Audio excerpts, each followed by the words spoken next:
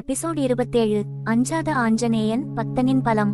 ராவணனின் தோல்விக்கு பிறகு லங்கையின் அமைதி மீண்டும் நிலைநிலைக்க ராமபக்தர்கள் அயராது உழைத்தனர். ராமபக்தர்களின் தலைவராக இருந்த ஆஞ்சநேயன் தனது பக்தியும் தன்னம்பிக்கையும் கொண்டு ஒவ்வொரு பிரச்சனையையும் திறம்பட எதிர்கொண்டார். ஆனால் லங்கையின் பின்னணியில் இன்னும் சில சோதனைகள் நிறைந்திருந்தன. அதில் ஒன்றாக ராவணனின் பழைய ஆதரவாளரான பிரமராட்சசன் தோன்றினான். அவன் ஒரு மாயவிதை யோகியாக ராவணனின் தாசனாக தன்னை கருதி கொண்டு இராமபக்தர்களின் வளர்ச்சியை தடுக்க முயற்சித்தான். பிரமராட்சசன் தனது சதித்திட்டங்களை செயல்படுத்தும் முன் ஆஞ்சநேயனை அடக்க வேண்டும் என்று முடிவு செய்தான். இதற்காக தனது மாயவிதைகளையும் சதிகளையும் பயன்படுத்தி இராமபக்தியின் ஆற்றலை சோதிக்க அவர் முனைந்தான்.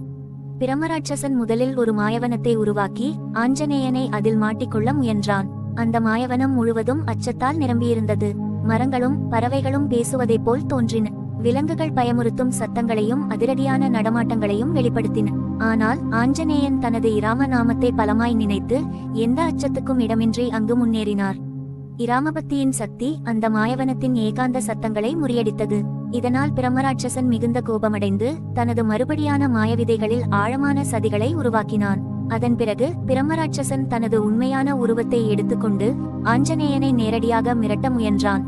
அவன் தனது பரிதாபகரமான உருவத்தையும் சக்தியையும் காட்டி, ஆஞ்சநேயா, உன்னுடைய பக்தியின் பலம் என்னும் அளவுக்கு பெரியது என்பதை காட்டவும், உன் பக்தியின் வலிமை எவ்வளவு என்பதை எனக்கு நிரூபிக்கவும் என்றான்.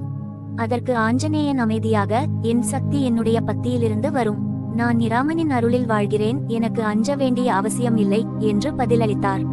இந்த வாக்கியங்கள் பிரமராட்சசனின் மனத்தில் ஒரு நெருக்கடியை உருவாக்கின. பிரமராட்சசன் தன் கடைசி முயற்சியாக பல்வேறு மாயவிதைகளை பயன்படுத்தி ஆஞ்சநேயனை அடக்க முயன்றான். ஆனால் அங்கு ஆஞ்சநேயன் தனது சக்தியின் உச்சத்தை வெளிப்படுத்தினார். தனது குரலில் ஜெய் ஸ்ரீராம் என்று சங்கநாதம் செய்து அந்த மாயவிதைகளின் சக்தியை முறியடித்தார். அந்த சங்கநாதம் பிரமராட்சசனின் மாயத்திற்கும் அதிகமான சக்தியுடன் அதிர்ந்து அவனது அனைத்து சூழ்ச்சிகளையும் அழித்து விட்டது. பிரமராட்சசன் தன்னுடைய அனைத்து முயற்சிகளிலும் தோற்றுவிட்டான். தோல்வியை ஏற்றுவதாக பிரமராட்சசன் தனது அசாதாரண வடிவத்தில் இருந்து மனித வடிவத்தை எடுத்துக்கொண்டு ஆஞ்சநேயனின் பாதத்தில் விழுந்து மன்னிப்பு கேட்டான். உன்னுடைய பக்தி உலகில் உயர்ந்தது. உன்னுடைய இராம நாமத்தின் சக்தி எல்லாவற்றையும் வெல்லக்கூடியது என்பதை இப்போது புரிந்து கொண்டேன். இனி நானும் பாவங்களை விலக்கி நல்ல செயல்களில் மட்டுமே ஈடுபடுவேன் என்று அவன் கூறினான். ஆஞ்சநேயன் அவனை மன்னித்து நன்மை செய்யும் வழியில் நிலைத்திருக்க அறிவுரை வழங்கினார். இந்த அனுபவத்தின் மூலம் ஆஞ்சநேயன் தனது பக்தியின் சக்தியையும் மன உறுதியையும் வெற்றியின் அடிப்படையாக நிரூபித்தார்.